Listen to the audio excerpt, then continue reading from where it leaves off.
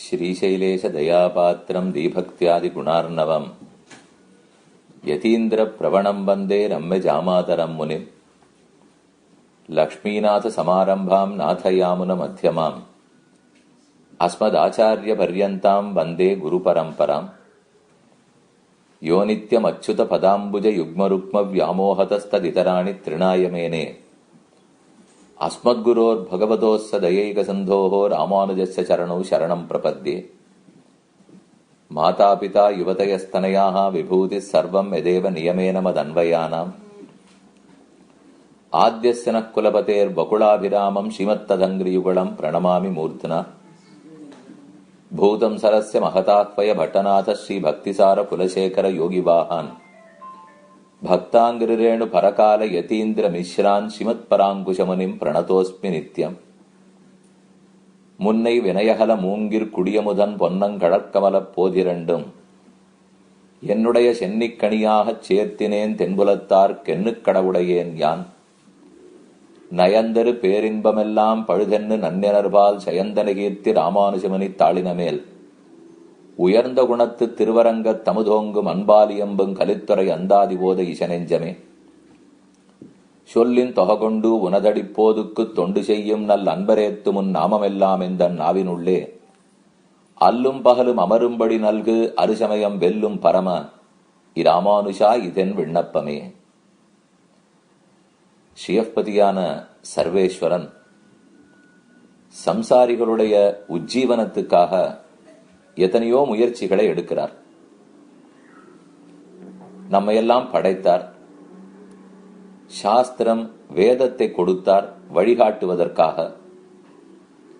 தானே பல அவதாரங்களை செய்தார் ஒரு முன்னுதாரணமாக இருந்து நமக்கு புரிய வைப்பதற்காக. ஆனால் இதெல்லாம் போராதுங்கிறதுக்காக ஆழ்வார்களை பிறப்பித்தார்.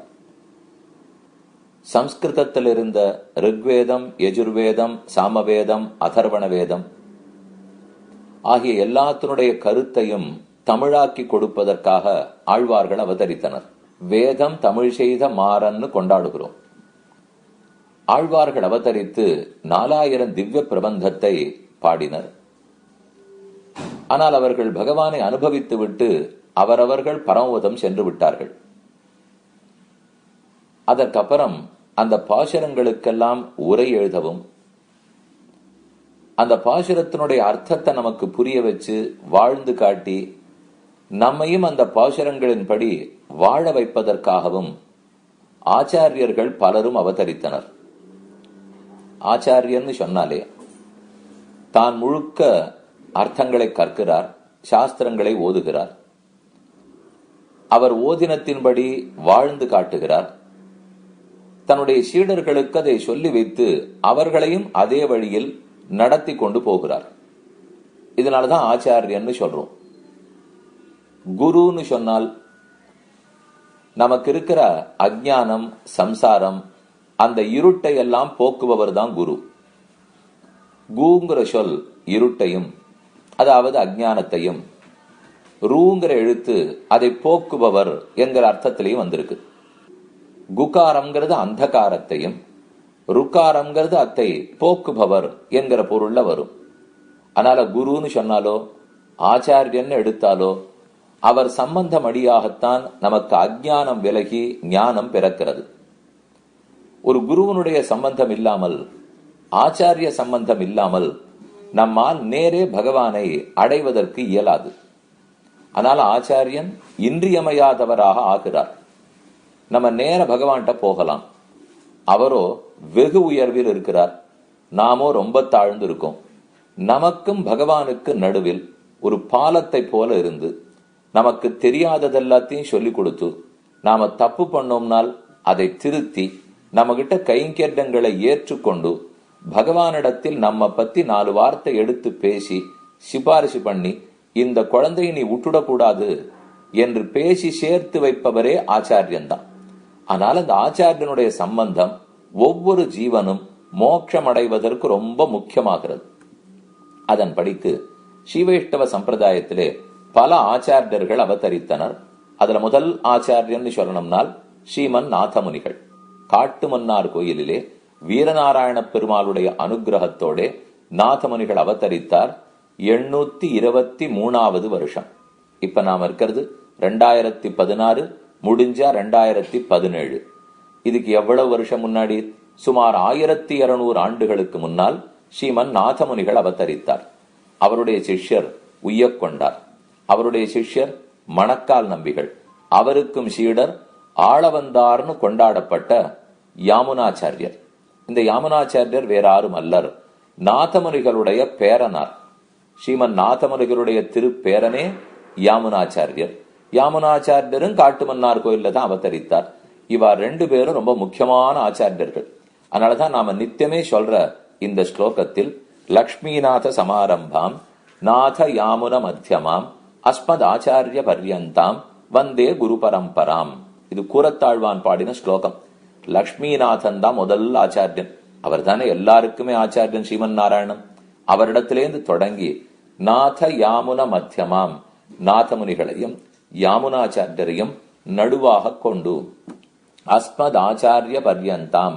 இந்த ஸ்லோகத்தை யாரு சொல்றாரோ அவருக்கு ஒரு ஆச்சாரியன் இருப்பாரோ இல்லையோ, அவரை கடைசி ஆச்சாரியனாக இதைத்தான் குரு பரம்பரைன்னு கொண்டாடுகிறோம். நாத யாமுனர்களை பத்தி சொல்லிட்டேன். ஸ்ரீமன் நாதமுனிகள், அவருடைய பேரன் யாமுனாச்சாரியர், 2 பேரையும் பெற்று கொடுத்ததே காட்டுமன்னார் கோவில். அதுக்கப்புறம் ஆளவந்தாருக்கு பல சீடர்கள் இருந்தனர். அதுல பிரதான சீடர் பெரிய நம்பிகள். அவர் தான் ஆளவந்தாருக்கு அடுத்து பட்டத்தை அலங்கரித்தார். பெரிய நம்பிகளுக்கு சீடர் இருந்தார் பகவத் ராமானுஜர். எத்தனையோ ஆச்சாரியர்கள்னு சொன்னேன். ஆனா அனைத்து ஆச்சாரியர்களும் சங்கமித்து பகவானாலே ஒரு சிறந்த ஆச்சாரியனாய் ஜெகதாச்சாரியனாக கொண்டாடப்பட்டவர் பகவத் ராமானுஜர். ராமானுஜர் நம் அனைவருக்கும் முக்தி பெற்று கொடுக்கிறார். அதுதான் அவருக்கு இருக்கிற தனி சிறப்பு. எந்த சம்பிரதாயத்திலேயும் வேதாந்திகள் இருப்பார்கள். பிரம்மசூத்திரத்துக்கும் கீதைக்கும் புராணங்களுக்கும் ஏனைய கிரந்தங்களுக்கும் உரை எழுதுவார்கள். வேதாந்த பிரச்சாரம் பண்ணுவார்கள். சனாதன தர்மத்தை பத்தி ஆழமாக எடுத்துரைப்பார்கள். இது இத்தனை எந்த சம்பிரதாயத்திலுமே நடக்கும். ஆனா ராமானுஜரிடத்தில் என்ன பெருமையினால், அவர் ஒரு சிறந்த வேதாந்தியாகவும் இருந்தார். பல நூல்களையும் எழுதினார். அதையும் தாண்டி எல்லா ஜீவர்களும் சமமானவர்கள், அவர்கள் அத்தனை பேரும் முக்தி பெற தகுதி இருக்கிறவர்கள் என்பதை உறுதியாக எடுத்து உரைத்தார். இன்னார் இணையார்ங்கிற வித்தியாசம் இல்லாமல் அனைத்துலகும் வாழப் பிறந்த எதிராச மாமுனிவன்னு கொண்டாடுகிறோம்.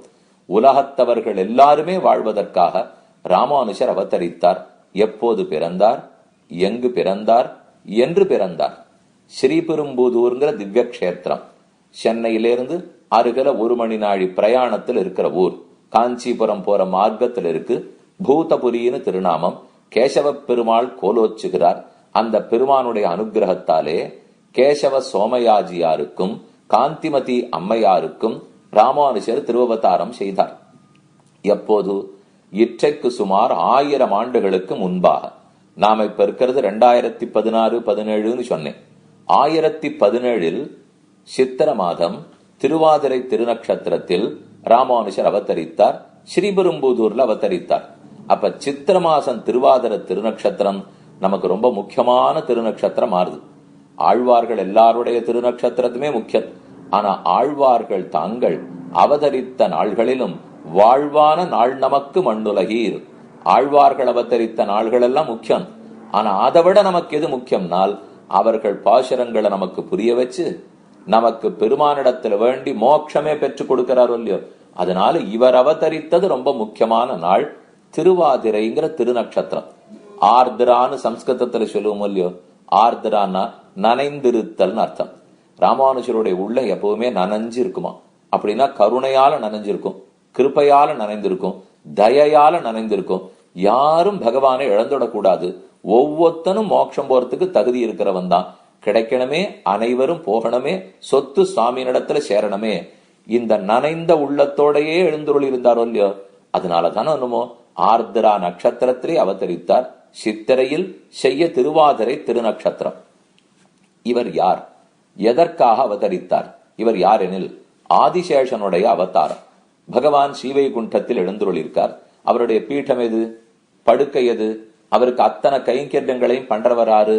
ஆதிசேஷன். திருவனந்தாழ்வான் திருவனந்தாழ்வான்னு சொல்றோம். ஆதிசேஷன் தான் எல்லா கைங்கரியமும் பண்ணுவார். கைங்கரியம் பண்றவாழ்லே தொண்டர்களிலே முதல் யார் எண்ணுன்னு சொன்னா சேஷன், ஆதிசேஷன் எண்ணுவாளாம். அதனாலதான் சேஷன் பேர் இருந்தாலும் ஆதிசேஷன் பாருங்க.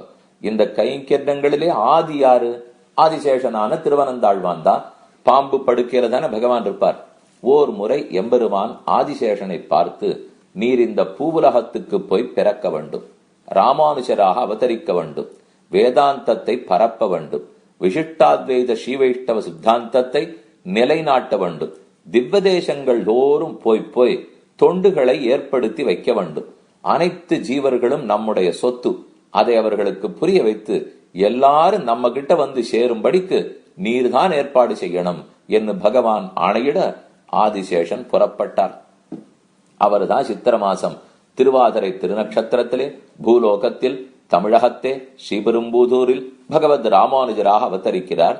அவதரிக்கும் போது இளையாழ்வார்னு தான் அவருக்கு திருநாமம். ராமானுஜர்ங்கிறது சந்நியாச ஆசிரமத்தை ஏற்றுக்கொண்ட பிற்பாடு அவர் பெற்ற திருநாமம். ஆனா முதல் திருநாமம் இளையாழ்வார். அவர் தாயார் யார்?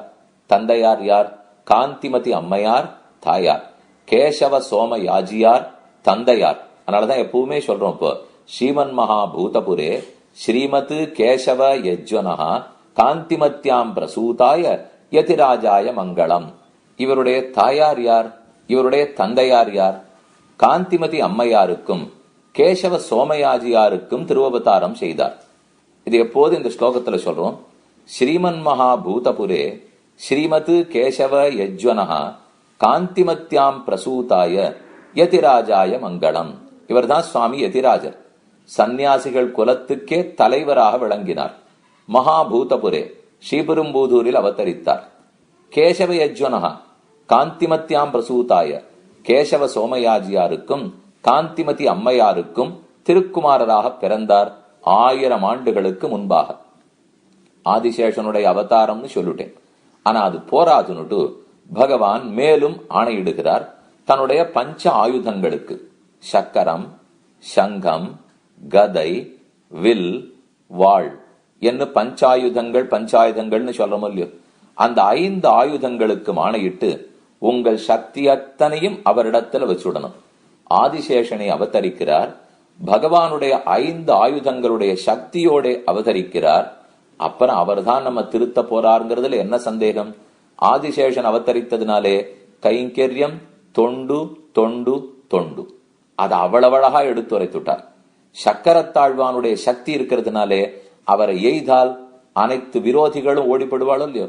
அதனால நமக்கு இருக்கிற பாபங்கள் அத்தனையும் தொலைத்து, காமம், குரோதம், மோகம், லோபம், மதம், மாத்சரியம் போன்ற தீய குணங்கள் அத்தனையும் தொலைத்து, இது இத்தனை தொலைக்கிறதுக்கு சக்கரத்தாழ்வான் வேணுமே. அதுக்காகத்தான் சக்கரத்தாழ்வானுடைய சக்தி. சங்கத்தினுடைய சக்தியோட பிறந்தார். சங்கம் முழங்கி தென்னால் அனைத்திடத்திலும் ஒலிக்கும், எதிரொலிக்கும்.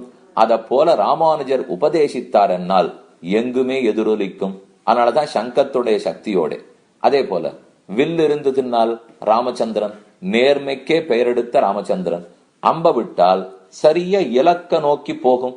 அதே போல ராமானுஜரும் தன் இலக்கை நோக்கி போவது, அதற்கே வில்லினுடைய சக்தியோடு பிறந்தார்.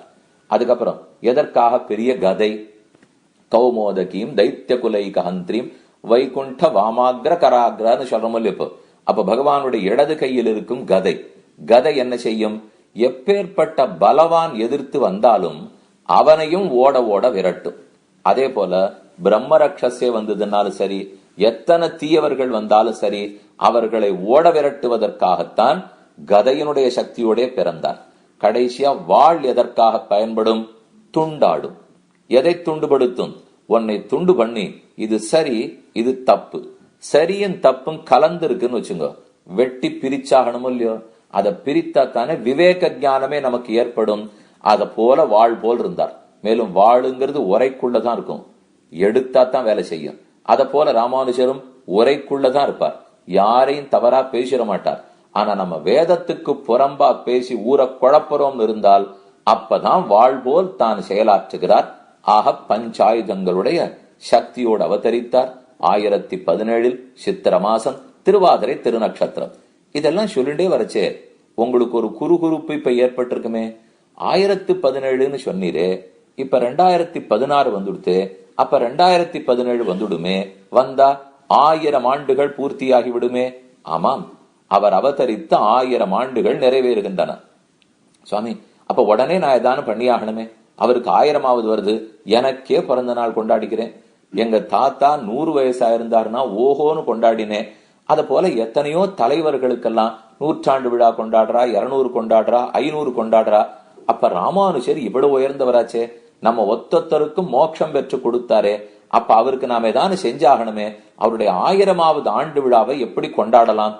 ஏதான் நிறைய ஆங்காங்கு போய் போய் போய் பிரச்சாரம் பண்ணலாமா? இதை திருத்தலாமா, அதை திருத்தலாமா, என்ன செய்யலாம்? எல்லாமே செய்யலாம்.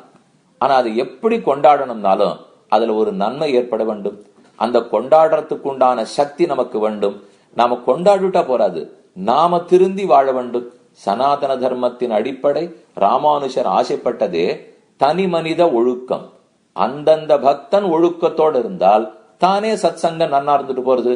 நம்ம ஒழுக்கத்தை வளர்த்து கொள்ளாமல் கூட்டமா சேர்றோங்கிறதுனால ஒண்ணு லாபமே இருக்காது. அவனவன் ஒழுக்கத்தை வளர்த்துக்கணும் இல்லையோ. அது எப்படி வளர்த்துக்கலாம்? ஆச்சாரிய சம்பந்தத்தை எப்படி பெறலாம்? ராமானுஜருங்கிற ஆச்சாரியன் சொல்லி கொடுத்ததை எப்படி நாம தெரிஞ்சுக்கலாம்? இதெல்லாம் தெரிஞ்சுட்டா தானே 1000 ஒழுங்கா கொண்டாடினதாகும். அதனாலே பல விதங்களில் பலரும் 1000ஆவது ஆண்டு விழாவை கொண்டாட முயற்சி எடுத்து கொண்டிருக்கும் போது நாம் அனைவரும் இப்ப கூடியிருக்கோம்.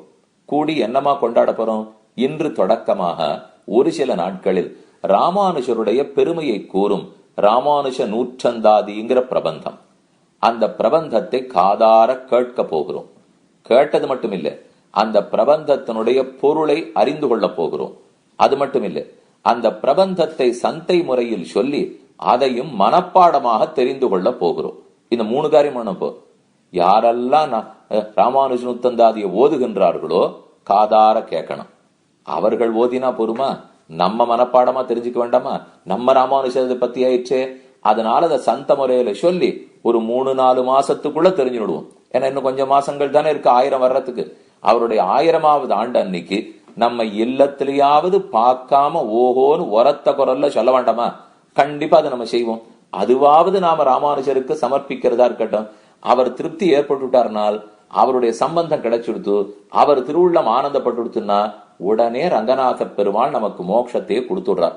அது அவ்வளவு சுலபமாத்தான் ஏற்படுத்தி வச்சிருக்கா. பொறுப்பையே ராமானுஜரிடத்துலதான் திருவரங்கநாதன் கொடுத்துட்டார். அதனால நாம இப்ப செய்ய வேண்டியது அரங்கனுடைய அருள் முழுக்க ராமானுஜருக்கு கிடைச்சுடுத்து, ராமானுஜருடைய அருள் நாம பெற்றாகணும். யாருக்கு அவர் அருளுவார்? நன்மையோட ஒழுக்கத்தோட நேர்மையோட ஸ்ரீவைஷ்ணவ லட்சணங்களோட இருப்பவருக்குத்தான் அருளுவார். அந்த லட்சணத்தோட இருப்பது எப்படி? முக்கியமானது ராமானுஜர் சொன்னபடிக்கு வாழணும். அவர் என்ன சொல்லியிருக்கார், அவருக்கு எப்படி பூசிக்கலாம், அவர் நாமத்தை எப்படி சொல்லலாம், இதெல்லாம் நமக்கு தெரிஞ்சுக்கணும்னு ஆசையா இருக்குமே. நல்ல வேளை ராமானுஜர் காலத்திலேயே வாழ்ந்த திரு அரங்கத்து அமுதனார் என்னும் வள்ளல், அவருக்கு பெரிய கோயில் நம்பின்னு திருநாமம். அந்த சுவாமி 108 பாசுரங்கள் பாடிட்டு போயிருக்கார். ராமானுஜரை நேர அனுபவித்தவர்.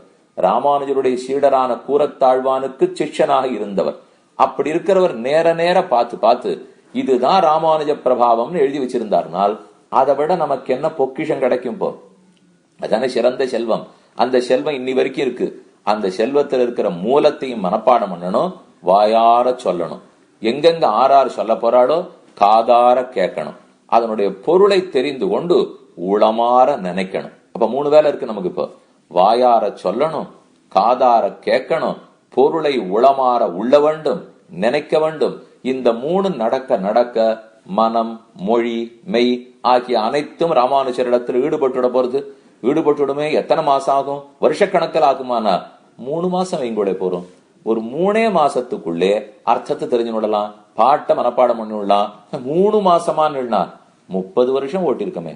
3 மாசம் பண்ண மாட்டோமா? இப்போ ஆரம்பிச்சுட்டுனா எதுவுமே சீக்கிரம் ஆயிடும்.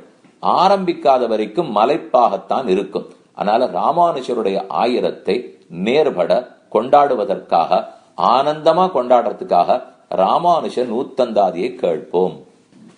மனம், மொழி, மெய் ஆகிய 3ஆலும் ராமானுஜர் ஸ்ரீரங்கே மீனஹஸ்தேச்ச ஜாதம் ரங்கார்ய நந்தனம் ராமானுஜ பதாஸ்கந்தம் ரங்கநாத குரும் பஜே. அரங்கத்து அமுதனார் இல்லையோ, அப்படின்னா பேரு அரங்கநாதன் தான் பேர். அதனால ரங்கநாத குரும் பஜே, திருவரங்கன் என்னும் பெயர் பெற்ற குருவை வணங்குகிறேன். ஸ்ரீரங்கத்திலே பங்குனி மாசம் ஹஸ்த நட்சத்திரத்திலே அவதரித்தவர். ஸ்லோகத்தில் ஸ்ரீரங்கேங்கிறதுனாலே ஸ்ரீரங்கத்துல பிறந்தவர். மீன ஹஸ்தேங்கிறதுனாலே மீன மாசம் பங்குனி மாசம், பங்குனி மாசம் ஹஸ்த நட்சத்திரத்திலே பிறந்தார். ரங்காரிய நந்தனம், அணியரங்கத்து அமுதனாரின் திருக்குமாரர். அவருக்கு அணியரங்கத்து அமுதனார்னு இவர் தந்தையாருக்கு திருநாமம். அவருடைய திருக்குமாரராய் எம்பெருமானாரின் திருவடியை பற்றினவராய் ராமானுஜ பதாஸ்கந்தம், ராமானுஜருடைய திருவடியே பற்றியிருக்கிற திருவரங்கத்தமுதனாரை வணங்குகிறேன். என்ன இந்த ஸ்லோகம் ரொம்ப ஆச்சரியமா தெரிவிக்கிறது. இவர் பாடினது 108 பாசுரங்கள். ராமானுஜ நூற்றந்தாதின்னு பெயர்.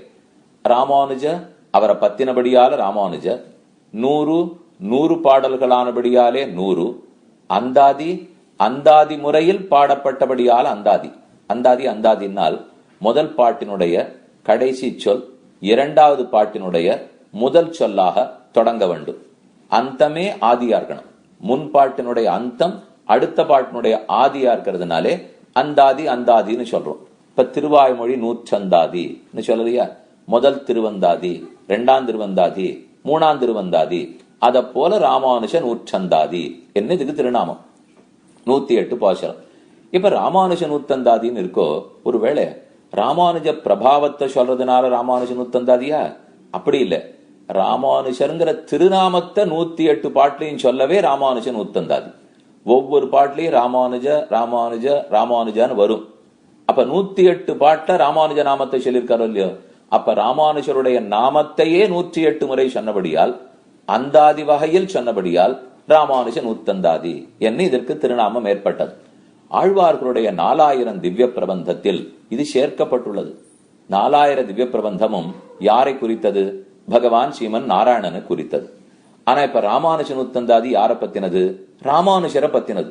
அது எப்படி ராமானுஜரை பத்தி பாடினத்த 4000 திவ்ய பிரபந்தத்துல சேர்க்கலாம்? இது மட்டும் இல்ல, இதுக்கு முன்னாடியே ஒரு பிரபந்தம் பிறந்தது, கண்ணி நுண் சிறு தாம்பு. அதுவும் பகவானை பற்றியது அல்ல, அது சுவாமி நம்மாழ்வாரை பத்தி மதுரகவி ஆழ்வார் பாடினது. அப்ப அத 4000த்துல சேர்த்திருக்காளே, முதல் 1000த்திலேயே கண்ணினும் சிறுத்தாம்பு சேர்க்கப்பட்டிருக்கோ. அப்போ பகவானை பத்தி பாடினது எல்லாம் இருக்கு, நம்மாழ்வாரை பற்றி பாடப்பட்ட கண்ணினும் சிறுத்தாம்பு இருக்கு, ராமானுஜரை பற்றி பாடப்பட்ட ராமானுஜ நூற்றந்தாதியும் உள்ளது. அப்படின்னா பெருமை பாருங்க. பகவான், நம்மாழ்வார், ராமானுஜர் இவர்கள் மூவரை பத்தியதும் 4000 திவ்ய பிரபந்தத்துக்குள்ளே உள்ளது. அந்த அளவுக்கு பெருமை கொடுத்திருக்கா. நம்மாழ்வார்னு சொன்னால் அவரையே தெய்வமாக கொள்ள போகிறோம். அவர் அருள் இருக்கவே தான் ராமானுஜருக்கே பெருமை. மாறன் அடிபணிந்து உய்ந்தவர் எதிராசர்னு கொண்டாடுகிறோம். பெருமானுடைய அடிபணிந்துய்ந்தவர் மாறன் நம்மாழ்வார், மாறன் அடிபணிந்துய்ந்தவர் சுவாமி ராமானுஜர். நாளை கண்ணினும் சிறுத்தாம்பு நம்மாழ்வாரத்தான் தெய்வம்னு சொல்லும், ராமானுஜ நூத்தந்தாதி ராமானுஜரையே தெய்வம்னு சொல்லும். ரெண்டுமே சேர்க்கப்பட்டதுள்ளது 4000 திவ்ய பிரபந்தத்துக்குள்ளே. இது 108 பாடல்கள்னு சொன்னேன். இதை பிரபன்ன காயத்ரி, பிரபன்ன சாவித்ரி என்று கொண்டாடுவார்கள். காயத்ரி மந்திரம் பிராமணன் பூணல் போட்டுக்கிறார், ரொம்ப முக்கியம் இல்லையா? சூரிய பகவானை குறித்து பிரார்த்தித்து என் ஞானத்தை தூண்டி விடணும்னு வேண்டுகிறோம். அதுக்குத்தான் காயத்ரி மந்திரம். காயத்ரின்னா என்ன, மந்திரன்னா என்ன? காயந்தம் திராயதேதி கிராயத்ரி. காயந்தம் பாடுபவனை, திராயதி காப்பாற்றுகிறது, பாடுபவனை சொல்லுபவனை மனனம் பண்ணுபவனை காப்பாற்றுகிறபடியாலே காயத்ரி. மந்திரன்னா என்ன? மந்தாரம் திராயதேதி மந்திரா. மந்தாரம் அதை யாரெல்லாம் மனனம் பண்றானோ நினைக்கிறானோ, திராயத்தே அவனை காப்பாற்றுகிறபடியால் மந்திரம் என்ன அதுக்கு பேர் வச்சா. அதெல்லாம் சரி, ஆனா எல்லாருமே காயத்ரி மந்திரம் சொல்றோமா? எல்லா மந்திரமும் எல்லாருக்கும் கிடைச்சுடுமா? நம்மெல்லாம் சாமானியர்களாச்சே. அப்ப நமக்கு எது மந்திரம்னால் ராமானுஜ நூத்தந்தாதி தான் நமக்கு எல்லாம் காயத்ரி. இத பிரபன்ன காயத்ரி, பிரபன்ன சாவித்ரின்னு சொல்லுவா. பிரபன்னர்கள்னா சரணாகத்தர்கள். ராமானுஜரிடத்துல பஞ்சசம்ஸ்காரம் பண்ணி, அதாவது அவருடைய சிஷ்யர்கள் 74 சிம்மாசனாதிபதிகளிடத்துல பண்ணிக்கொண்டு ராமானுஜ சம்பந்தம் பெற்றிருக்கோம் இல்லையோ, அவர்கள் எல்லாம் பிரபன்னர்கள். இந்த பிரபன்னர்களுக்கு ஒரு காயத்ரி, பிரபன்னர்களுக்கு ஒரு சாவித்ரி மந்திரம். அதுதான் ராமானுஜ நூத்தந்தாதி. 108 பாசுரங்கள். இதை திருவரங்கத்தமுதனார் எந்த நிலையில் பாடினார்? அவர் எப்படிப்பட்டவராக இருந்தார், அது எப்படி இவருக்கு அது பாடணுங்கிறது தோணித்து. ஒரு சுவையான வரலாறு. அதை கண்டிப்பா எல்லாரும் தெரிஞ்சுக்கணும். தெரிஞ்சுண்டு திருவரங்கத்தமுதனாருடைய பெருமையை புரிந்து கொள்ள வேண்டும். ராமானுஜருடைய சிஷ்யர் கூரத்தாழ்வான். கூரம்ங்கிற கிராமத்துல திருவதாரம் பண்ணவர். காஞ்சிபுரத்திலேருந்து அரக்கோணம் போற மார்க்கத்தில் இருக்கிற கூரம், அங்குதான் கூரத்தாழ்வான் அவதரித்தார். அந்த கூரத்தாழ்வானுடைய சீடராகத்தான் இவர் இருந்திருக்கார். பெரிய கோயில் நம்பின்னு இவருக்கு திருநாமம். அது ஒரு நிகழ்ச்சி நடந்திருக்கு. பெரிய கோயில் நம்பி நடத்துறதான் கோவில்ல இருக்கிற நிர்வாகம் எல்லாம் அவர் கையில இருந்திருக்கு. ஸ்ரீரங்கத்தினுடைய கோயில் நிர்வாகம், அதனுடைய கட்டமைப்பு, அதெல்லாம் பாத்துக்கிற பெரிய கைங்கரியத்தை அவர் பண்ணிட்டு இருந்தார். அதை அவரிடத்திலேருந்து வாங்கினாதான் இன்னும் சிறப்பா செய்ய முடியும் அப்படின்னு ராமானுஜருக்கு எண்ணம். அரங்கத்தினுடைய செல்வத்தை எல்லாம் சிறப்பாக்கணும். அரங்கன் செல்வம் முத்தும் திருத்தி வைத்தான் வாழியே என்று ராமானுஜரை கொண்டாடிட்டு இருக்கும். அந்த சாவியெல்லாம் அவர்கிட்ட இருந்திருக்கு. முக்கியமான பணிகள்லாம் அவரிடத்துல இருந்திருக்கு. அதனால அவரிடத்திலேருந்து அதை வாங்கணும் என்று ராமானுஜர் நினைத்து கொண்டு இருக்கிறார். எப்படி நடக்கும்? திடீர்னு எல்லாத்தையும் கொடுன்னு கேட்டா கொடுத்துருவரா? அதுக்கு ஒரு சந்தர்ப்பம் ஏற்பட்டது. பெரிய கோவில் நம்பியினுடைய திருத்தாயார் பரமபதித்து விட்டார். அவர் மரணம் அடைந்தார். ஆச்சாரியன் திருவடிகளை அடையிறார். அப்ப அவருக்கு 10 நாள் கைங்கரியம் பண்ணணும், முடிஞ்சு போச்சு. 11ஆம் நாள் ஏகாகம் என்கிற கைங்கரியம். 11ஆம் நாள் கைங்கரியத்துக்கு ஏகாகம்னு சொல்லுவா. அதுக்கு அவ்வளவா பிராமணர்கள் கிடைக்க மாட்டா. ஏன்னா அந்த கைங்கரியம் பண்றதும் கஷ்டம். அது யார் பிராமணால் வந்திருக்காளோ அவளுக்கு நியமம் நிஷ்டம் எல்லாம் நிறைய இருக்கணும். அதனால சட்டுன்னு கிடைக்கல. யாருன்னு வந்து இவர் கேட்டார். பெரிய கோவில் நம்பி ராமானுஜரிடத்திலே வந்து எனக்கு ஒருத்தரும் கிடைக்கல, நீர் தான் ஒருத்தரை நியமிச்சு கொடுக்கணும் அப்படின்னு சொல்ல, ராமானுஜர் கூரத்தாழ்வான பார்த்து நீர் போய் நடத்தி வச்சுட்டு வாரும் அப்படின்னு சொல்றார். கூரத்தாழ்வான் ரொம்ப பெரியவர், பெரும் பணக்காரரா இருந்தவர். ஆனா ஒரு துளி கவலைப்படலையே, முகத்துல சொணக்கத்தையே காட்டலையே. ராமானுஜருடைய ஆணை உடனே போவோம், நிறைவேற்றுவோம் அப்படின்னு புறப்பட்டுட்டார். தன் ஆச்சாரியனே தன் கிரகத்துக்கு எழுந்துள்றது பெரிய கோவில் நம்பிக்கை ரொம்ப திருப்தியா போச்சு. சரின்னு வந்தாகிவிட்டது. பிராமணராக நிமந்திரண சுவாமியாக அமர்ந்தார். போஜனம் எல்லாம் பண்ணி வச்சாச்சு. போஜனம் முடிகிற காலத்துல கர்த்தா கேட்கணும், திருப்தோசி அப்படி என்னென்ன சமர்ப்பிச்சேனோ அதனால உமக்கு திருப்தி ஏற்பட்டு கொடுத்தா இப்போ என்று சொல்ல, அவர் ஆமா திருப்தோஸ்மி திருப்தின்னு சொல்லணும். அவர் சட்டு நின்றுட்டார். அதிருப்தோஸ்மி கூரத்தாழ்வான்ட்ட ராமானுஜர் சொல்லி கொடுத்திருக்கார் ரகசியமா, நீதான் இப்ப சாவிய வாங்கிட்டு வந்தாகணும், அவர்கிட்ட இருக்கிற கைங்கரத்தை பெற்றுன்னு வந்தாகணும், எனக்கு இப்ப வேற வழி தெரியலையே என்று ரகசியமா சொல்லி கொடுத்து அமைச்சிருக்கார். போனவர் என்ன சொன்னார், எல்லாம் சாப்பிட்டுட்டேன், சரி எனக்கு திருப்தி ஏற்படலைன்னா, உமக்கு திருப்தி ஏற்படுறதுக்கு நான் என்ன கொடுக்கணும், இன்னும் என்ன சமர்ப்பிக்கணும் அப்படின்னு கேட்க, உம்முடைய கோயில் பௌரோகித்ய கைங்கரியத்தையும் புராண பட்டணத்தையும் கோயில் நிர்வாக சாவியையும் நமக்கு தந்துருள வேண்டும் அப்படின்னு கூரத்தாழ்வான் பிரார்த்திக்கிறார். இந்த கைங்கரியங்கள்லாம் திருவரங்கத்தமுதனார் தான் பார்த்துட்டு இருந்திருக்கார். இந்த கோவிலுக்கு புரோகிதரா இருக்கிற கைங்கரியம், புராணம் வாசிக்கிற கைங்கரியம், கோவில் நிர்வாகத்தினுடைய சாவி எல்லாமே கூரத்தாழ்வான் கையில வந்துடுத்து. வாங்கினவர் பகவத் ராமானுஜரிடத்துல கொண்டு கொடுத்துட்டார். ராமானுஜர் அதை வச்சிருந்து இனிமே நிர்வாகத்துல சீர்திருத்தம் எல்லாம் பண்ணியாகணும் அப்படிங்கறத தன் சிஷ்யரான முதலியாண்டானை கொண்டு ரொம்ப ஆச்சரியமா பண்ணி நிறைவேற்றினார். 10 கொத்து பரிவாரங்களை ஏற்படுத்தினது. இன்னி வரைக்கும் ஸ்ரீரங்கத்துல என்னடா கைங்கரியம் நடக்கிறது. ஒரு நேரம் மாறுமா, நிமிஷம் மாறுமா, எந்த சந்நிதியில உற்சவம் இருந்தாலும் எங்கேயானும் குழப்பம் வருமா, புறப்பாடுன்னா புறப்பாடு, பெருமாள் நம்பெருமாளுடைய புறப்பாடுன்னா ஒரு நாள் சேவிக்கலைன்னா கூட எவ்வளவு வருத்தமா இருக்கும். இது இத்தனை பெருமைகளையும் ஸ்தாபிச்சு வச்சது யாரு?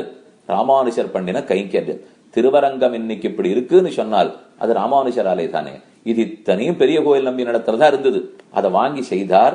அன்னிலிருந்து எப்படி நம்ம சாவியை கொடுத்துட்டோம், நம்ம நிர்வாகத்தெல்லாம் ஒப்படைச்சிட்டோம் என்ன ரொம்ப தூரம் வராமல் ஒதுங்கி ஒதுங்கி இருந்திருக்கார் திருவரங்க தமுதனார். அவ பெரிய கோயில் நம்பி. அதுக்கப்புறம் ராமானுஜர் பார்த்து இவர் தான் எல்லா கைங்கரும் பண்ணிட்டு இருந்திருக்கார், இவரிடத்திலேருந்து போய் நம்ம வாங்கிவிட்டோமே என்ன. அரையர் சுவாமி அந்த காலத்துல இருந்தார். 4000 பாசுரங்களையும் நம்பெருமாள் திருமுன்பே தாளம் இசைத்து பாடுற கைங்கரியம் அரையர் சுவாமியின் இடத்துல இருந்தது. 4000 அவர் தான் பாடினார். ராமானுஜர் அவர் இடத்துல போய் உம்ம கைங்கரியத்திலிருந்து இயற்பா பாடுகிற 1000 பாட்டு பாடுறீரே, இயற்பா 1000 பாடுவீரே, அந்த 1000 கொடும், அதை நான் அமுதனாருக்கு கொடுக்கிறேன், இந்த இயற்பா 1000 அமுதனார் ஓதட்டும் என்ன அவரிடத்துல பெற்று கொண்டு வந்து திருவரங்கத்தமுதனார் இடத்துல கொடுத்துட்டு நீரினுமே சேவியம் என அவரையும் கோவிலுக்குள்ளே சேர்த்து கொண்டார்னு சரித்திரம். இதுதான் திருவரங்கத்தமுதனார் பெரிய கோயில் நம்பி எப்படி தன் கைங்கரியத்தை எல்லாம் ராமானுஜரிடத்தை கொடுத்தார், பின்னால் தான் இந்த கைங்கரியம் பெற்றார். என்பதை பத்தி அழகான சரித்திரம். இப்படி இருக்குங்கால் அவருக்கு ராமானுஜ பிரபாவத்தை உலகத்துக்கு உணர்த்தணும். கூரத்தாழ்வான பத்தி சொல்லணும், அவருக்கு ஆச்சாரியனா இருக்கிற ராமானுஜரை பத்தி எடுத்து சொல்லணும் என்று ஆசை. ஒரு தனி புறச்சோலை. ஸ்ரீரங்கங்கிறதே சுற்றுப்புற சூழல் முழுக்க ஒரே சோளமயமா இருக்கிற ஊரொல்லியம். 2 காவேரி, வடதிருக்காவேரி, தென்திருக்காவேரி, 2 காவேரிகளுக்கு நடுவுல இருக்க போறது பெரிய பெருமாளுடைய ஆஸ்தானம். அதுக்கு நடுவுல எவ்வளவு இடம் இருக்கு? அந்த இடமத்தனை சோலையாத்தானே இருந்திருக்கும். அந்த இடத்தனை இன்னைக்கு வீடுகளா இருக்கேன்னா அது இன்னைக்கு, அன்னைக்கு இல்ல. அந்த இடமத்தனையே சோலைகளாத்தான் இருந்தது. அதுல ஒரு புறச்சோலையில் அமர்ந்து கொண்டு ஒவ்வொரு பாட்டா எழுத ஆரம்பிக்கிறார். ராமானுஜ வைபவத்தை ஊருக்கு உணர்த்தணும், எல்லாரும் அதை தெரிஞ்சுக்கணும் என்று எழுதிவிட்டார். அதை பத்தி ஒரு சுவையான வரலாறு நிகழ்கிறது. அதாவது இவர் முதல்ல ஒரு ராமானுஜ நூற்றந்தாதி எழுதினாராம். அதை எழுதும் போது எல்லாமே ராமானுஜ பிரபாவம். அப்படி இப்படி இவர் தான் எல்லாம், இவர் தான் அத்தனை, இவரால தான் எல்லாம் கிடைக்க போறது என்ன அவருடைய பெருமையே எழுதிட்டார். எழுதிட்டு ராமானுஜர் இடத்துல அதை சமர்ப்பிக்கிறார். ராமானுஜர் வாங்கி பாக்கிறார். பார்த்தா இது என்ன மொத்தமே என் பிரபாவமே எழுதியிருக்கிறதா இருக்கு. இப்போ மொத்தமே என்னதான் எழுதியிருக்கே, இந்த மாதிரி இருக்கக்கூடாது. இப்படியா போய் எழுதுவாப்போ நம்முடைய பெருமையை நாமேவா சொல்லிக்கிறது? அகங்காரம் வந்துடும். அதனால இது கிடையாது, உலகத்துல இது இருக்கவே கூடாதுன்னு அழிச்சுட்டார். அது அமுதனாருக்கு ரொம்ப வருத்தமா போச்சு. உண்மையத்தானே சொல்லியிருக்கோம் இவரை பத்தி, இவரால தானே நமக்கு மோட்சமே கிடைக்க போறது, அதை போய் தடுத்துட்டாரே. அதனால வேற வகையில இந்த பாட்டை மீண்டும் எழுதுவோம். இந்த வகையில எழுதினாத்தானே இவர் ஒத்துக்க மாட்டேங்கிறார். இவர் பெருமையை மட்டும் சொன்னா ஏற்றுக்கொள்ள மறுக்கிறார். அப்ப இவர் பெருமையை சொல்லுவோம், இவர் பெருமை யாரால வந்ததுங்கிற ஆச்சாரியனை சேர்த்து சொல்லுவோம். அப்ப எப்படி மறுக்கிறார்னு பார்ப்போம். படி தனியா கொண்டாடினா அதெல்லாம் இல்லைன்னு சொல்லலாம். அப்படி என் தகப்பனார் பேரை சொல்லி அவருடைய பிள்ளை, அவருடைய அனுகிரகம் அப்படின்னு சொன்னா நான் இல்ல சொல்ல முடியும்? நமக்குன்னு சொன்னா இல்லைன்னு சொல்லலாம். ஒரு பெரியவருடைய சம்பந்தத்தை சொன்னா ஏத்துட்டுதான் ஆகணும். இந்த சூக்மத்தை தெரிஞ்சுட்டார் அமுதனார். அதனாலே 2ஆம் தடவை உட்கார்ந்து எழுதுறார். எழுதும் போது ரொம்ப ஜாக்கிரதையா என்ன பண்ணிட்டார், ஒரு ஆழ்வாரை பத்தி முதல் பாதி பாட்டுல சொல்லுவார். அதுக்கப்புறம் அடுத்த பாதி பாட்டு அந்த ஆழ்வாருடைய திருவடிகள்ல பக்தி இருக்கிறவர் ராமானுஜர். அந்த ராமானுஜர் எனக்கு இந்த நல்லது பண்ணார் அப்படின்னு மீண்டும் சொல்றார். இப்ப ராமானுஜர் என்ன இல்லைன்னு சொல்லுவாரா? ஆழ்வார் இடத்துல பக்தி இல்லைன்னுவரா? நாதமுனிகள் இடத்துல இல்லைன்னு சொல்லுவாரா? ஆளவந்தார் இடத்துல இல்லைன்னு சொல்லுவாரா? ஒத்துணுதான் ஆகணும். அதனால ஏற்றுக்கொண்டார்னு சரித்திரம். 105 பாசுரங்கள் வரைக்கும் பாடிவிட்டார். செழுந்திரை பார்க்கடல் கண்டுயில் மாறன்ற பாசுரம் வரைக்கும் 105 பாசுரம் வரைக்கும் எழுதிவிட்டார். அந்த சமயம் பார்த்து ராமானுஜர் தன் சீடர்களோட அந்த சோலைக்குள்ளே நுழைந்திருக்கிறார். நுழைஞ்ச உடனே எல்லாரும் பதறி எழுந்துட மாட்டாளா? எழுந்துட்டா. 105 பாட்டு தான் எழுதியிருக்கா, இன்னும் 3 பாட்டு எழுதணும். அதுக்குள்ள ராமானுஜர் நுழைந்து விட்டார். நுழைந்து அவர் சன்னிதானத்திலேயே 3 பாடல்கள் எழுதப்பட்டன. அதனாலதான் இன்னி வரைக்கும் ராமானுஜ நூத்தந்தாதிக்கு மட்டும் 3 பாட்டு சாற்றுமறை பாட்டு. எப்பவும் சாற்றுமறை பண்ணச்சே 2 பாட்டு தான் சாற்றுமறை பண்ணுவோம். ஆனா ராமானுஜ நூத்தந்தாதிக்கு மட்டும் 3 பாடல் சாற்றுமறை பாட்டு. 106வது பாசுரம் இருப்பிடம் வைகுந்தம், 107வது பாசுரம் இன்புத்த சீலத்தி ராமானுஷா, 108வது பாசுரம் அங்கையல் பாய் வயல் தென்னரங்கர். இந்த 3 பாசுரங்களுமே சாற்றுமறை பாசுரங்களாக கொண்டாடப்படுகின்றன. ஆக ராமானுஜ நூத்தந்தாதி எப்படி பிறந்தது அப்படிங்கறதையும் பார்த்துட்டோம். இந்த ராமானுஜ நூத்தந்தாதி என்ன சொல்ல வந்திருக்கிறார்? ஆழ்வாராச்சாரியர்களுடைய வைபவம், அதனால பெற்ற ராமானுஜ வைபவம், அதனால் தான் என்ன நன்மை அடைஞ்சிருக்கோம் அப்படிங்கறத பத்தினது. இவற்றை பற்றித்தான் திருவரங்கத்தமுதனார் பாடியிருக்கார். இதுல ஒவ்வொரு பாசுரத்திலையும் ராமானுஜ ராமானுஜ ராமானுஜ என்கிற திருநாமம் வரும். இதுல ஒரு ஆச்சரியமான செய்தி. முதல் பாட்டிலே நெஞ்சே சொல்லுவோம் அவன் நாமங்களே, ராமானுஜருடைய நாமங்களை முழுக்க சொல்லுவோம் என்று பிரதிஜை எடுத்துட்டு இருக்கார். அப்ப நாமங்களேன்னு சொன்னா ராமானுஜருக்கு சஹஸ்ரநாமமே இருக்கு, ராமானுஜருக்கு ஒரு சதநாமாவளி இருக்கு, 108 திருநாமம் இல்லையா? இப்ப ராமானுஜ, யதிராஜ, இளையாழ்வார், லக்ஷ்மணமுனி, எம்பெருமானார், கோயில் அண்ணன், கோதாகிரஜன், எத்தனையோ திருநாமம் நமக்கே தெரியறதே. அப்ப இது ஒவ்வொரு நாமத்தை ஒவ்வொரு பாட்டுல பாடிருக்கலாமோ இல்லையோ? பண்ணவே இல்லை. அவர் ஒரே நாமத்தை ராமானுஜ ராமானுஜ ராமானுஜ ராமானுஜ என்று திரும்ப திரும்ப திரும்ப 108 தடவை சொல்லியிருக்கார். நாமங்களேன்னு சொன்னவர் ஏன் நாமத்தை பலமுறை கூறுகிறார்? நாமங்களேன்னா பல நாமங்களையும் சொல்லியிருக்கணும். ஆனா ஒரே நாமத்தை ஏன் திரும்ப திரும்ப சொல்றார்? இவர் அபிப்பிராயம் என்ன தெரியுமோ? 2 கருத்து சொல்றார். ஒன்னு நாராயண 4 எழுத்து நாமம், இன்னொன்னு ராமானுஜ 4 எழுத்து நாமம். நாராயணங்கிற 4 எழுத்து நாமத்துக்கு பெருமையா, ராமானுஜங்கிற 4 எழுத்து நாமத்துக்கு பெருமையா? நச்சேத் ராமானுஜேப்பேஷா சதுரா சதுரக்ஷரி காமவஸ்தாம் பிரபத்யந்தே ஜந்தவோ ஹந்த மாதிரிஷா. கூறத்தாழ்வான் ஆச்சரியமா சாதிக்கிறார். நாராயணங்கிற நாலெழுத்து அசட்டு நாலெழுத்து, ராமானுஜங்கிற நாலெழுத்து சமத்தான நாலெழுத்து. ஏன்னா நாராயண நாலெழுத்து சம்சாரத்திலையும் தள்ளும், நாராயணன் நம்மள சம்சாரத்திலையும் தள்ளுவார், மோட்சம் கொடுப்பார். அப்ப ரெண்டு செய்யறவர் அவர். ராமானுஜாங்கிற நாலெழுத்து சம்சாரத்துல தள்ளாமல் மோட்சத்துக்கு மட்டுமே காரணமாக இருக்குமோ இல்லையோ, அதனால ராமானுஜ நாமத்துக்கு தனி சிறப்பு. முதல் கருத்து சொல்லிட்டார். ரெண்டாவது, இந்த ஒரு நாமத்தினுடைய பெருமையை நான் 108ல சொல்லி முடிச்சிருந்தாலோ, முதல் பாட்டுல சொல்லி முடிச்சிருந்தாலோ, அடுத்த பாட்டுல வேற நாமத்தை சொல்லுவேன். 108 முடிச்ச ராமானுஜாங்கிற ஒரு திருநாமத்தினுடைய பெருமையே முடியல. அப்புறம் நான் எங்க ரெண்டாவது பாட்டுக்கு ரெண்டாவது நாமத்தை சொல்ல போறேன்? ஒரு நாமத்தினுடைய பெருமையே அவ்வளவு இருக்கே. ஆள வந்தார், சதுஸ்லோகின்னு பாடினார். அதுல மகாலட்சுமியினுடைய பிரபாவத்தை சொன்னார். ஸ்ரீரித்தேவச்ச நாமதே பகவதி ப்ரூம கதம் ஸ்வாம்பயம். திருவரங்க தமுதனார் பாடிய ராமானுஜ நூத்தந்தாதி 108 பாசுரங்கள். அது பிறந்த கதை பார்த்தோம், அதன் பெருமை பார்த்தோம்.